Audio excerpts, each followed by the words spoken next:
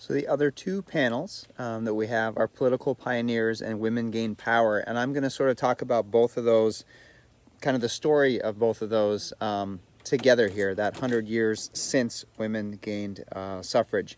And the two panels are very rich in visuals, which is great, which is important with an exhibit like this. You want to share some of the information, but also really draw people in so they can have a sense of what people look like, or enriching images or other stories, and we've tried to do that there. I'm going to talk with you a little bit deeper about some of the pieces that didn't make it into these exhibit panels as well for these two sections, looking at women since they gained suffrage. The Political Pioneers exhibit touches on Edna Beard and Consuelo Bailey, also goes in to talk briefly about the Owls, the Order of Women Legislators.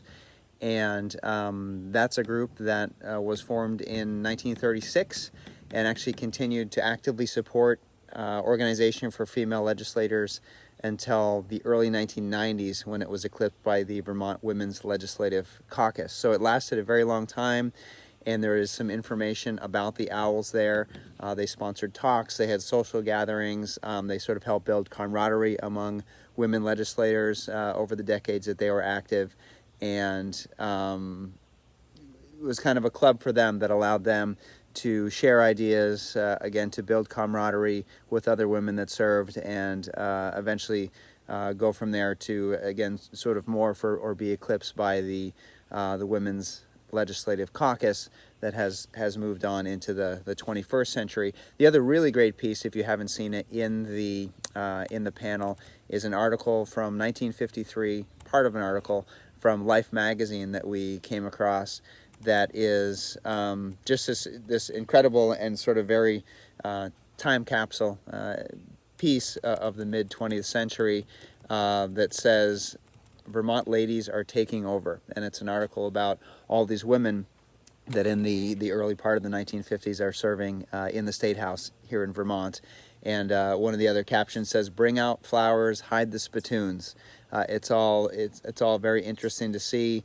It's an article that, again, we've taken a piece of it and plugged it in there to the exhibit, so that folks can appreciate that. And that's something that I hope that you guys have an opportunity to look at. And then that segues into our Women Gain Power exhibit, panel number 3. And that panel goes into talk more specifically about the positions that women have moved into, especially in the last 30 or 40 years, in that ballpark. And that's kind of the story I want to tell, sort of the broad story that those two panels tell, but not in a huge way. As I think I mentioned at the intro, it was really difficult for us to condense all the great information that we had about the suffrage movement through today, and how we might be able to, fit that. You only have so much room in a display like this. So a lot of it hit the cutting room floor, so to speak. So I just wanted to talk a little more broadly about 1920 to 2020. And we mentioned Edna Beard. As I said, she was the first woman legislator, voted into the House in 1920, and one term later served in the Senate. And I will actually go more into depth on Edna Beard and Consuelo Bailey and Madeline Kunin in another segment that I do here for you guys as well. So Vermont women, once they gained the vote, numbers started out, as they did many places, started out small. Again, Edna Beard was the only one in 1920 to be elected to the State House. And as the decades went on, numbers grew, but not dramatically over the first couple decades that women were able to serve in the State House. One thing of note, and there's a really great graph that's on the third panel on the exhibit as well, that just shows the percentage of women in state legislatures.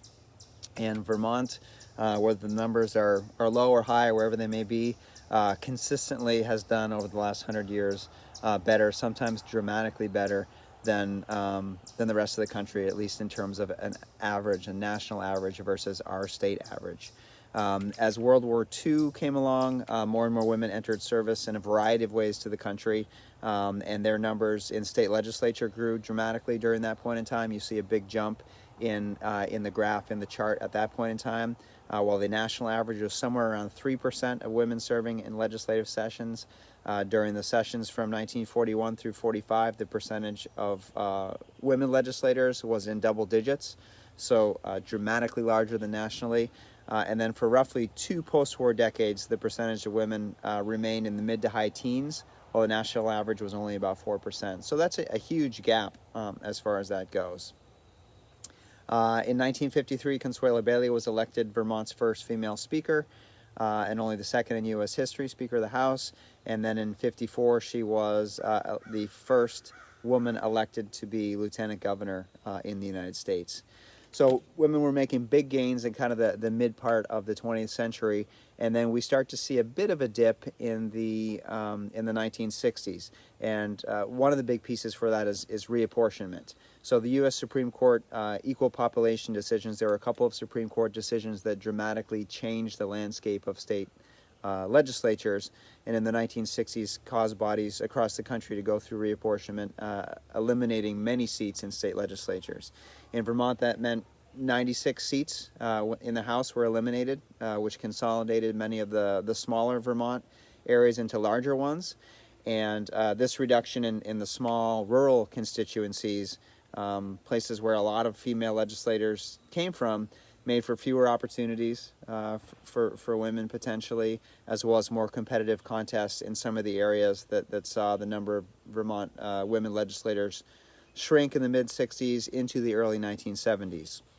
Now, at about that time in the early 1970s, we start to see things move again, and that is around the time that the emerging contemporary women's movement is coming online and starting to sort of turn the trend back towards more women participating, more women serving, more women winning seats to state governments, and that's certainly the case here in Vermont as well. And that would start a decades-long climb in the number of women in state legislatures through the country, but also especially a big climb, again, also still ahead of the national average here in Vermont. Now, the election of women to the legislature in the 1970s through 2000, so roughly a 30-year period, saw Vermont women elected to a number of important roles as well. It saw us elect our first female governor in Madeleine Kunin in 1984, who went on to serve 3 terms. It saw us elect in 1988 Lavinia Bright, who was our first African-American legislator to the State House. And she served 3 terms as well. Denise Johnson was appointed to the Vermont Supreme Court in 1990 by Madeleine Kunin, was the first woman in the state to take the bench. In 1993, Teresa Randall, who so many of us remember so well and was a huge part of the Friends of the State House, she was elected the state's first female sergeant-at-arms, a position that happily another woman, Janet Miller, presides over today and does a fantastic job.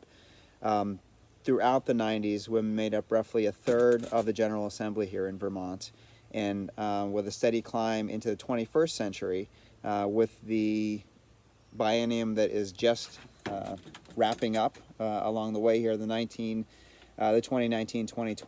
biennium, 40% of Vermont's legislature is comprised of women. Nationally, that number is 29%. So we've seen over the decade, and I think the graph is really an incredible way to kind of show that visually, but we've seen huge growth, and again, growth that puts us well above the national averages. Originally, when women first came into the legislature, and this is what my thesis was actually kind of a focus on when they gained suffrage in the 20s and 30s, a lot of times they were concerning themselves with what you might call issues of the hearth, is what they were called for me in my thesis. Issues of the home, like family, like children, like education. And now you look 100 years later in 2020, when the House and Senate committees that oversee taxation and spending are made up entirely of female chairs. So they are in the positions of financial power for the state, which is a pretty incredible position to be in over 100 years. That being said, there's a lot of way still to go. We've sort of been around that 40% mark for a few years now and sort of have stagnated there. So it is also, you know, an opportunity now where let's take that next bump and get closer to that 50-50 parity that we're reaching for. But what I think we've seen here and what the numbers show out really is that in Vermont, when you look at the percentage of women that serve in the state legislature, we have been historically ahead of the game in terms of the number of the percentage of women that are serving. In some cases, much higher than the national average. Even when there's been those little dips, they have not been so dramatic that we don't bounce back fairly quickly. So certainly something to be proud of, but also something where we still have lots of work to do as we strive for greater parity and more of a 50-50 split and even more equal representation of women here in our State House.